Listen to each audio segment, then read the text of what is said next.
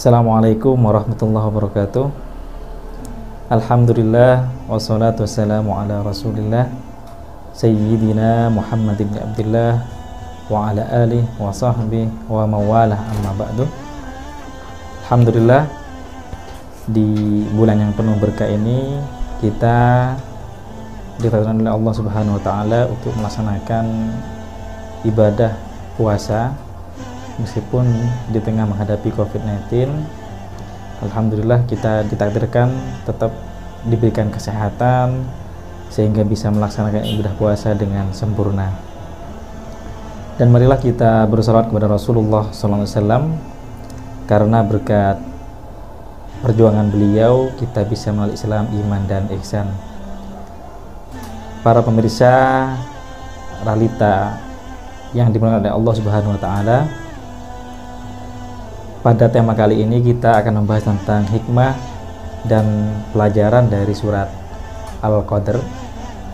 Namun sebelum kita membahas lebih jauh tentang hikmah dan pelajaran dari surat Al-Qadr ini, kita akan membahas tentang nuzulul Quran terlebih dahulu, terutama fase-fasenya, karena surat ini berhubungan erat dengan nuzulul Quran. Menurut jumhur ulama bahwa proses nuzulul Quran atau turunnya Al-Quran itu ada 3 tahap. Pertama adalah turunnya Al-Quran dari Allah Subhanahu wa taala ke Lauhul Mahfuz. Hal ini ditandai oleh turunnya Al-Quran. Hal ini seperti yang telah difirmankan oleh Allah Subhanahu wa taala, A'udzubillahi minasyaitonirrajim. Bismillahirrahmanirrahim.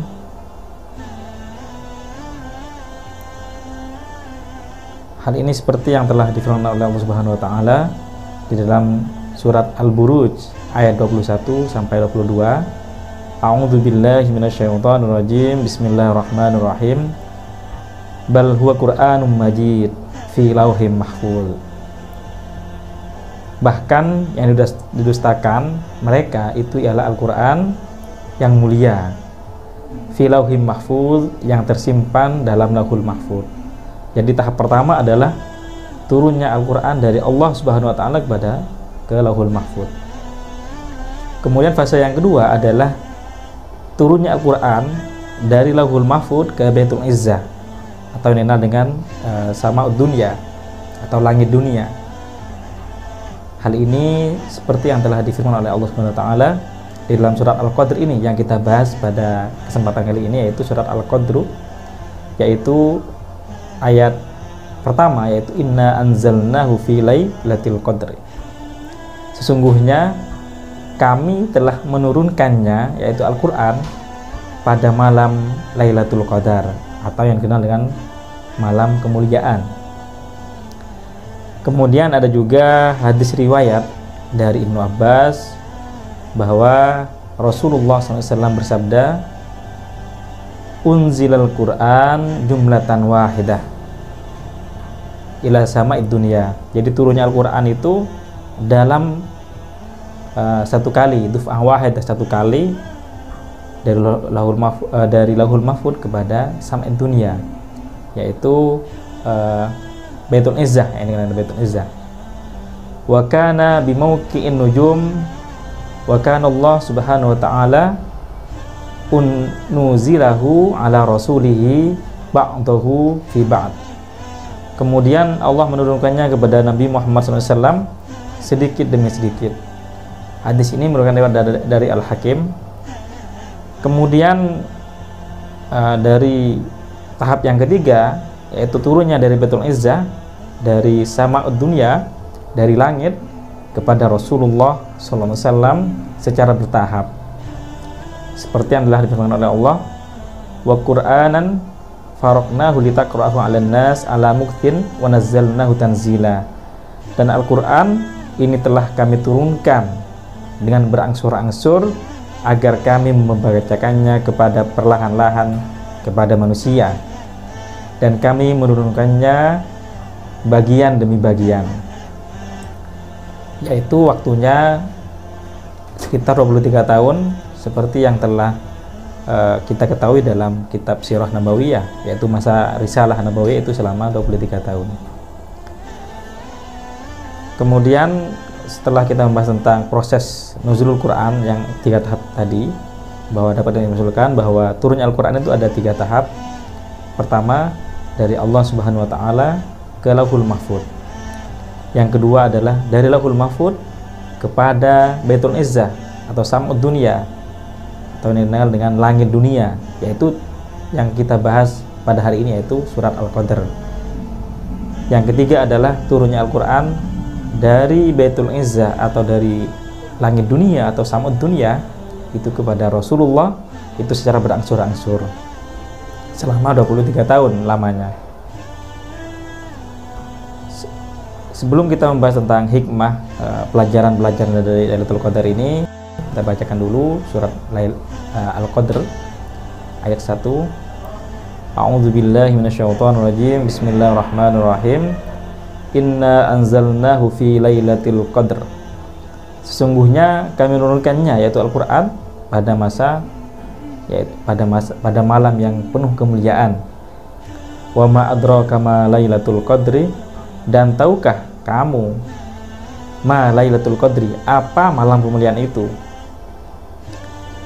Lailatul Qadri khairun min alfi syahr, bahwa apa malam kemuliaan itu adalah khairun min alfi syahr, yaitu lebih baik daripada 1000 bulan. Tanazzalul malaika warruhu fiha biidzni rabbihim min kulli amr, pada malam itu tanazzalul malaika, itu turunnya malaikat dan termasuk malaikat Jibril, biidzni rabbihim, dengan izin Tuhannya untuk mengatur segala urusan. Salamun hi hatta matla'il fajr, malam itu penuh dengan kesejahteraan, kedamaian, dan penuh dengan ketenangan sampai hingga terbitnya fajar. Selain membaca tanda-tanda tersebut dan berusaha mendapatkan malam Lailatul Qadar, hendaknya kita sebagai umat Islam juga memahami arti dan makna apa dari Lailatul Qadar. Profesor Dr. Muhammad Quraish Shihab di dalam kitabnya Tafsir Al-Misbah, beliau menyebutkan bahwa kata qadar ini memiliki tiga makna. Yang pertama adalah qadar berarti penetapan atau pengaturan, sehingga Lailatul Qadar ini dipahami sebagai malam penetapan bagi Allah Subhanahu wa Ta'ala bagi perjalanan manusia. Pendapat ini dikon oleh firman Allah Subhanahu wa Ta'ala dalam Ad-Dukhan ayat 3. Ada ulama yang memahami juga bahwa penetapan di dalam batas tahun Al-Quran yang turun pada malam Lailatul Qadar ini diartikan bahwa pada malam itu Allah Subhanahu wa Ta'ala mengatur dan menetapkan khittah, strategi bagi nabi-nabinya, khususnya Nabi Muhammad, guna mengajak manusia kepada agama yang benar, yaitu agama Islam, yang pada akhirnya akan menetapkan perjalanan sejarah umat manusia yang begitu panjang hingga sekarang, baik secara individu maupun kelompok.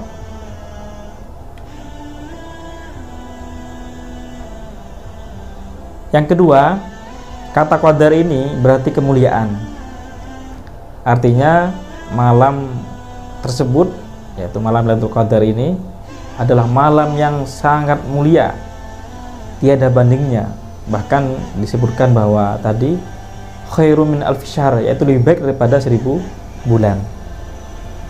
Biasanya orang-orang Arab pada malam-malam ini itu banyak yang melaksanakan umroh di Masjidil Haram. Ada yang melaksanakan tarawih dengan memperbanyak jumlah tarawih. Bahkan kalau di negeri Yaman itu sampai 100 rakaat, dari saking ingin mendapatkannya Lailatul Qadar, yaitu Lailah yang sangat mulia, itu malam yang penuh kemuliaan. Ada juga makna Qadar ini berarti sempit, ya, yaitu malam tersebut adalah malam yang sangat sempit karena banyaknya malaikat yang turun ke bumi, seperti yang telah dijelaskan pada surat Al-Qadar tadi, tanazzalul malaikah. Bahkan dari sisi baiknya itu kalau umroh pada saat malam Lailatul Qadar itu serasa Masjidil Haram itu penuh dengan manusia, penuh dengan lautan manusia. Padahal itu tidak hanya manusia saja, tetapi di situ banyak sekali malaikat Allah yang turun dari langit ke bumi untuk melaksanakan ibadah umroh, tawaf, sa'i, dan seterusnya. Kemudian Rasulullah SAW dari riwayat Aisyah bahwa an Aisyah radhiyallahu anha qalat, bahwa Sayyidah Aisyah radhiyallahu anha berkata, karena Nabi sallallahu alaihi wasallam, bahwa Nabi Muhammad sallallahu alaihi wasallam idza dakhala al-ashr al-awakhir, ketika memasuki 10 hari pada bulan Ramadan, akhir Ramadan, syadda mu'azziruhu, yaitu beliau mengencangkan perutnya, wahya lailahu, kemudian menghidupkan malam-malamnya dengan ibadah, wa aiqadha alahu, dan membangunkan keluarga-keluarganya, yaitu apa? Untuk beribadah kepada Allah Subhanahu wa taala, untuk bertaqarrub dari tadarus, kemudian sholat tarawih, bersedekah. Kalau di Madura biasanya barba, itu biasanya kalau malam nuzul Quran banyak barba, bersedekah ya ke tetangga-tetangga. Ini merupakan sebuah kebaikan yang harus kita tingkatkan. Kalau kita tarik ke zaman sekarang, bahwa Lailatul Qadar ini memiliki banyak hikmah dalam konteks modern atau kekinian, banyak sekali. Di antaranya adalah bahwa Lailatul Qadar ini mengajarkan kepada kita tentang pentingnya fungsi manajemen hidup, yang menurut para cendekiawan meliputi perencanaan atau dikenal dengan planning ya, atau organizing. Yang kedua adalah organizing, yaitu bagaimana mengatur sebuah organisasi.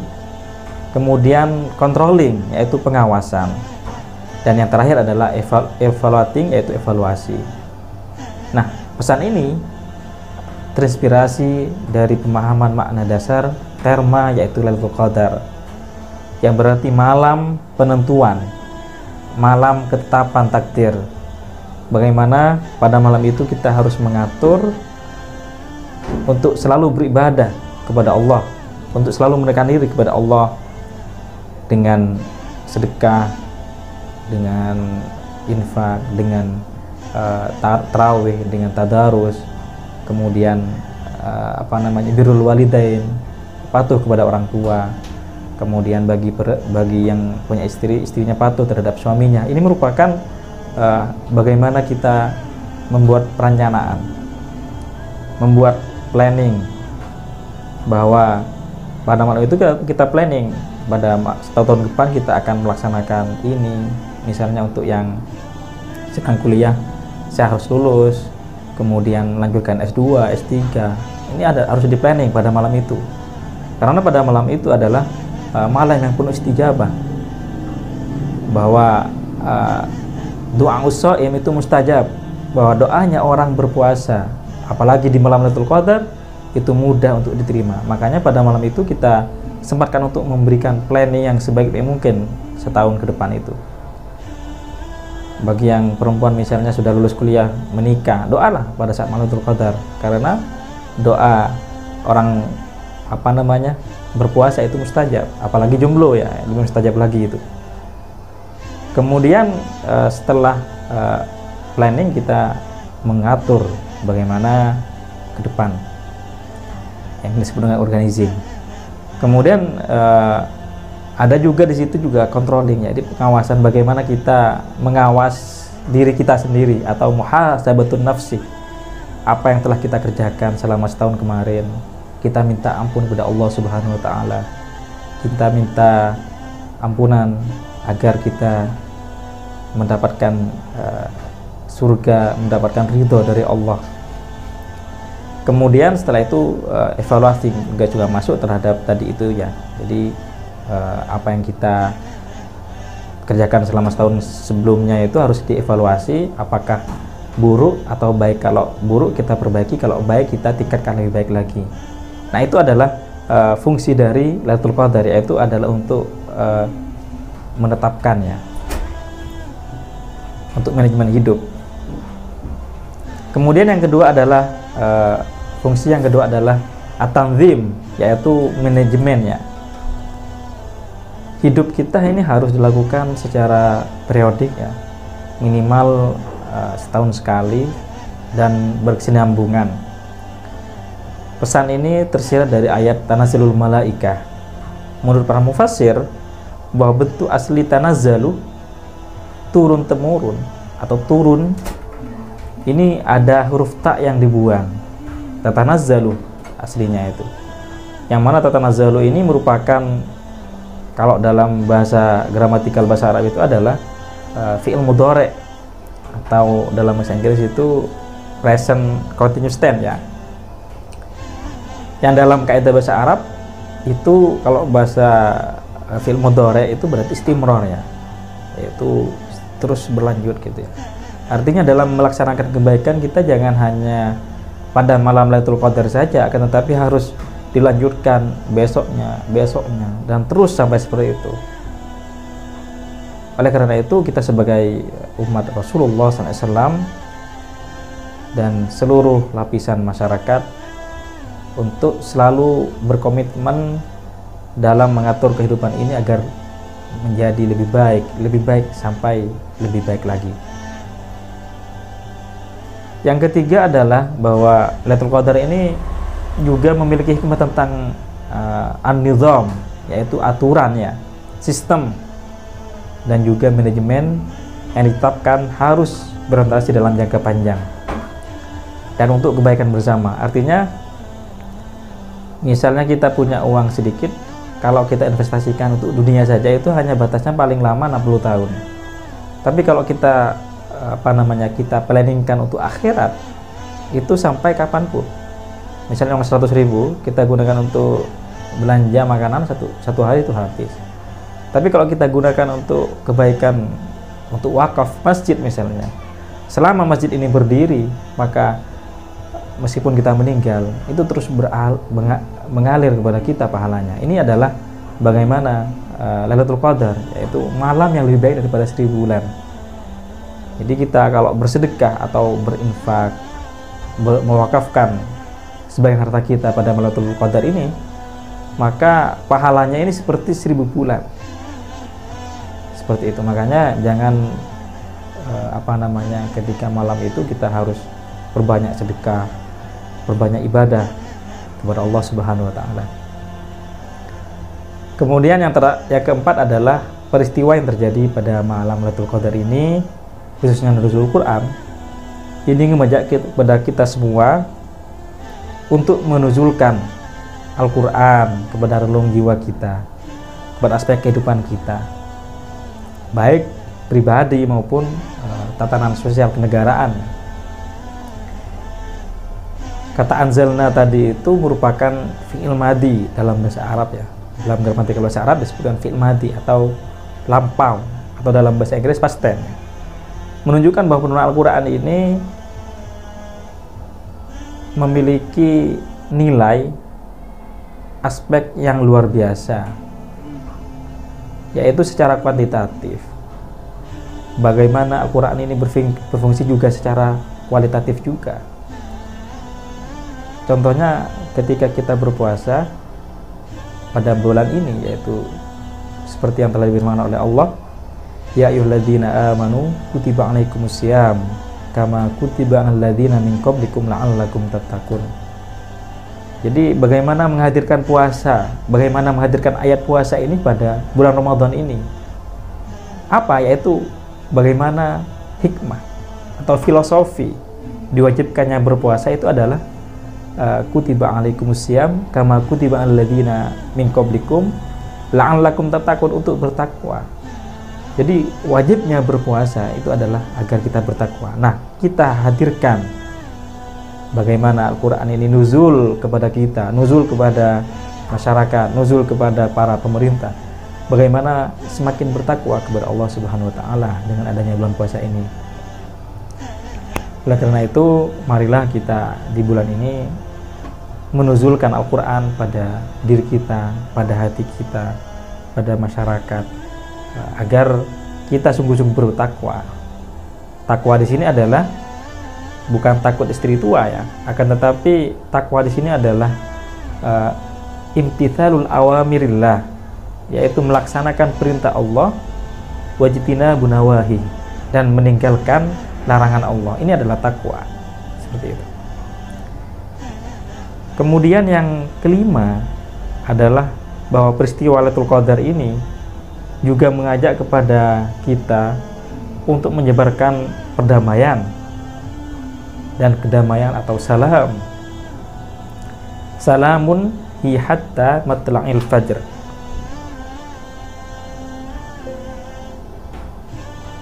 Salamun ini bermakna damai, ketenangan ya. Kemudian bermakna juga kesejahteraan.